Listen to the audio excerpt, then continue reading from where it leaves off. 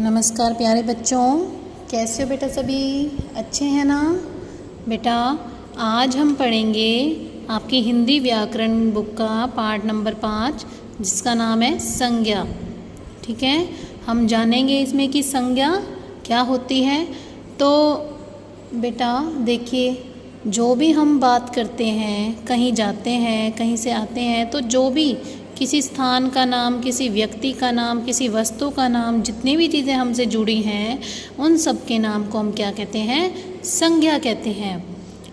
तो देखिए, हमारे सामने जो कुछ है दिखाई देता है, हम जिसे जानते हैं, समझते हैं, वे सब संज्ञा है। यानी सब चीज़ें जो हमारे आसपास की हैं वो क्या है? संज्ञा। इनमें कुछ व्यक्तियों, पशु पक्षियों, वस्तुओं तथा विचारों और भावों के नामों से आप परिचित हैं।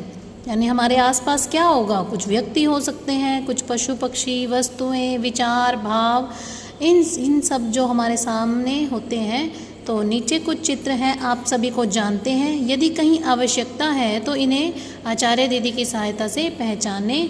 ये सब संज्ञा के उदाहरण हैं। तो किस तरह से बेटा देखिए, जलचर। जलचर कौन होते हैं? जल में रहने वाले। जल में रहने वाले जो जीव होते हैं उनको क्या कहते हैं? जलचर कहा जाता है। जैसे कछुआ, मछली, मगरमच्छ, सांप, दरियाई घोड़ा। ठीक है, तो ये सारे जल में रहने वाले जीवों के नाम हैं। ठीक है, इन्हें क्या कहेंगे हम? संज्ञा। ऐसे ही नभचर यानी कि जो आकाश में रहने वाले हैं, तोता, हंस, कबूतर, मोर, चिड़िया। ठीक है, जो आकाश में रहने वाले, उड़ने वाले जो होते हैं जीव, पशु पक्षी, पक्षी, उनको हम क्या कहते हैं? नभचर। ठीक है, तो वो कौन कौन से होते हैं? तोता, हंस, कबूतर, ये सभी क्या है? संज्ञा है। फिर है पशुओं के नाम, हाथी, हिरन, शेर, ऊंट, भालू। व्यक्तियों के नाम, अध्यापक हो सकता है कोई, वकील, मजदूर, व्यापारी, विद्यार्थी, ये सभी क्या है? संज्ञा। ऐसे ही वस्तुओं के नाम, कार, मोबाइल, पुस्तक, कुर्सी, घर, बस्ता, ये सब संज्ञा है। ऐसे ही स्थानों के, भावों के नाम, पार्किंग, गांव, शहर, मंदिर का नाम, गुरुद्वारा, मस्जिद, मीठा, सर्दी, गर्मी, पढ़ाई, बुढ़ापा और मोटापा, ये सब संज्ञा है। ठीक है, तो अब हमने इन सब से क्या जाना कि संज्ञा किसे कहते हैं? किसी व्यक्ति, वस्तु, स्थान, जाति तथा भाव आदि का बोध कराने वाले शब्दों को संज्ञा कहते हैं। यानी जिन शब्दों से हमें इन सब का बोध होता है तो उनसे क्या कहते हैं? संज्ञा कहते हैं। ठीक है बेटा, इसके बाद है संज्ञा के भेद। सामान्य रूप से संज्ञा के 3 भेद माने जाते हैं: व्यक्तिवाचक संज्ञा, जातिवाचक संज्ञा और तीसरा भाववाचक संज्ञा। इनके साथ 2 प्रकार और जुड़ जाते हैं: समूहवाचक संज्ञा और द्रव्यवाचक संज्ञा। ये इस प्रकार से डायग्राम बनाया गया है: व्यक्तिवाचक, जातिवाचक, भाववाचक और 2 भेद और समूहवाचक और द्रव्यवाचक। इस पाठ में हम संज्ञा के 5 प्रकारों की जानकारी प्राप्त करेंगे। संज्ञा के आम सामान्यतः तो 3 भेद ही माने जाते हैं, क्योंकि 2 को मान्यता प्राप्त नहीं हुई है।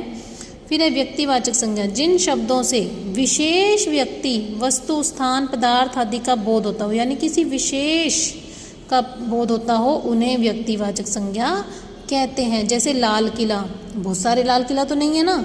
ऐसे ही दयानंद सरस्वती भी एक ही थे, संसद भवन भी एक है, सचिन तेंदुलकर भी एक है और लक्ष्मीबाई भी एक ही थी। तो इसलिए जो विशेष का उदाहरण देते हैं तो उसे हम क्या कहते हैं? व्यक्तिवाचक संज्ञा।